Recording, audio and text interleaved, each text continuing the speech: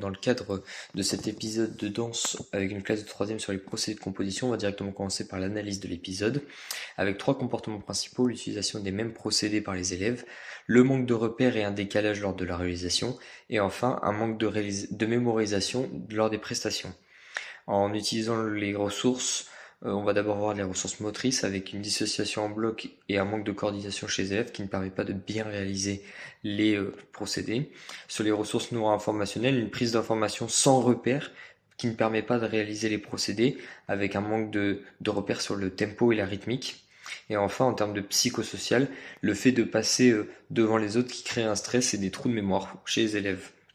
Tout ça rentre donc dans les savoir-faire et les habiletés motrices des élèves, mais en termes de savoir, on peut également l'analyser avec les connaissances sur les activités qui sont ici en manque, ce qui vient créer chez les élèves l'utilisation des mêmes procédés de composition. On est donc dans le champ d'apprentissage 3 avec comme compétence visée utiliser des procédés simples de composition. En effet, l'objectif de la leçon est de savoir utiliser des procédés de composition en rythme afin de réaliser une chorégraphie en groupe. La situation a pour objectif de passer d'un élève qui utilise des procédés de composition non coordonnés à un élève qui sait coordonner ces procédés afin de les réutiliser dans sa chorégraphie collective. Pour cela, la ressource motrice va être prioritaire avec l'objectif de passer d'un élève qui n'arrive pas à dissocier leurs mouvements dans les procédés de composition à un élève qui dissocie et coordonne son mouvement dans les procédés de composition. La deuxième va être neuro-informationnelle, avec le fait de passer d'un élève qui ne prend pas l'information sur le tempo à un élève qui l'utilise pour coordonner ses mouvements. Dans notre situation, le but des élèves est de préparer une prestation afin de pouvoir passer devant les autres. La classe est divisée en 4 groupes de 5 élèves. Des groupes séparés sont le praticable pour maximiser la sécurité. Les élèves doivent réaliser une vingtaine de temps en utilisant 2 procédés de composition donnés par l'enseignant. Ensuite, les groupes passent les uns devant les autres. Les observateurs doivent trouver les procédés de l'autre groupe. Nous pouvons mettre des variables comme réduire à un seul procédé ou en ajoutant un autre.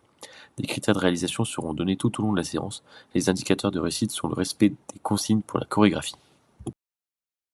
Est-ce que vous connaissez par exemple des procédés de composition? Non. La cascade. Ouais, la cascade. Qu'est-ce que c'est la cascade? C'est un après l'autre. En succession. La suite. Ouais, c'est ça. Est-ce que vous connaissez d'autres choses? Ouais. L'unisson. Comment? L'émission? Ouais. L'émission, qu'est-ce que c'est l'émission? Si on fait tous la même chose en même temps. Ouais, c'est ça. Pédagogie transmissible. Canon. Le canon.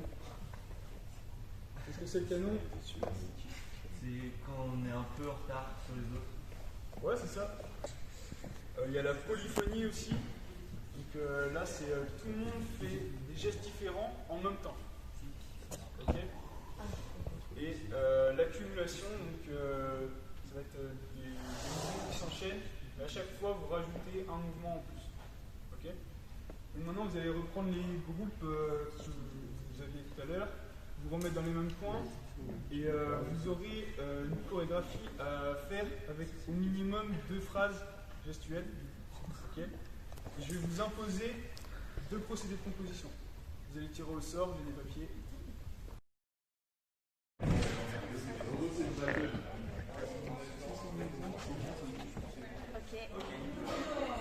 Ça peut être Comment est-ce qu'il fait voilà. Une phrase succession de mots qui s'enchaînent sur le temps. mais frère, on pense que ça dit que ce sont plusieurs mouvements Ouais. qui sont faits en même temps. Ouais, c'est ça. Ouais, si, c'est ça, c'est plusieurs niveaux qui s'enchaînent. Avec des mouvements différents. Ah, c'est des trucs différents et après ils sont. Ça peut être ça, hein. On peut les mettre en même temps ou les faire un après l'autre. Ouais.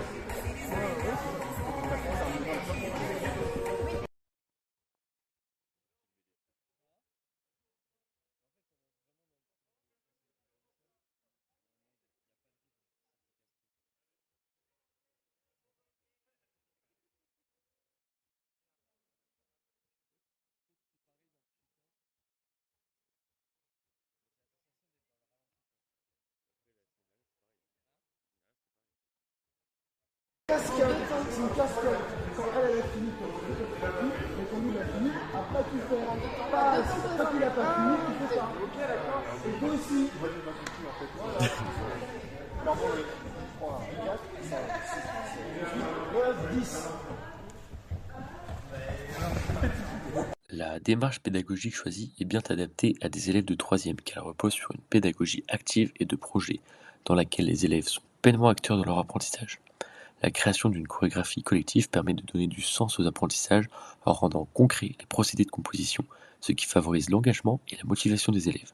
Le travail en groupe de 5 répond aux besoins de socialisation propres à l'adolescent et développe des compétences essentielles comme la coopération, la communication ou encore la prise d'initiative, notamment pour s'organiser et se donner le tempo. La différenciation est intégrée grâce aux variables didactiques telles que la durée de la prestation, le nombre de procédés de composition ou encore la vitesse du tempo, ce qui permet d'adapter la tâche aux différents niveaux de classe et de sécuriser les élèves en difficulté tout en stimulant les plus à l'aise. Les procédés de composition proposés sont simples et structurants, ce qui aide les élèves à coordonner leurs mouvements et à mieux dissocier les actions. L'alternance des rôles de danseur et d'observateur développe la capacité d'analyse, la compréhension des critères de réussite et la verbalisation des apprentissages.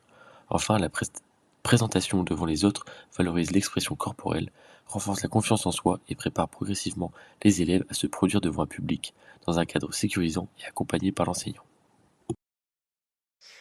Nous allons donc maintenant parler du lien avec les textes officiels et les programmes avec notre situation et notre séance. En effet, nous rentrons dans les attendus de fin de cycle pour des élèves de cycle 4 dans le champ d'apprentissage numéro 3 avec l'AFC numéro 1, mobiliser les capacités expressives du corps pour imaginer, composer et interpréter une séquence artistique, mais aussi l'AFC 2 avec participer activement au sein d'un groupe à l'élaboration et la formalisation d'un projet artistique.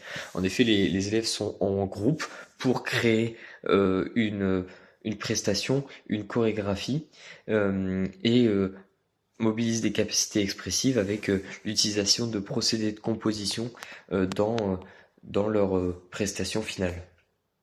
Nous voyons également en lien avec le socle commun de culture, de connaissances et de compétences, le S4C du programme, avec le domaine de formation 1, les langages pour penser et communiquer. En effet, à travers leur prestation finale, les élèves cherchent à exprimer quelque chose, mais ils communiquent également entre eux afin de créer cette chorégraphie. Nous travaillons aussi avec le domaine de formation 3, la formation de la personne et du citoyen, où les élèves partagent des rôles, des règles aussi, les consignes données.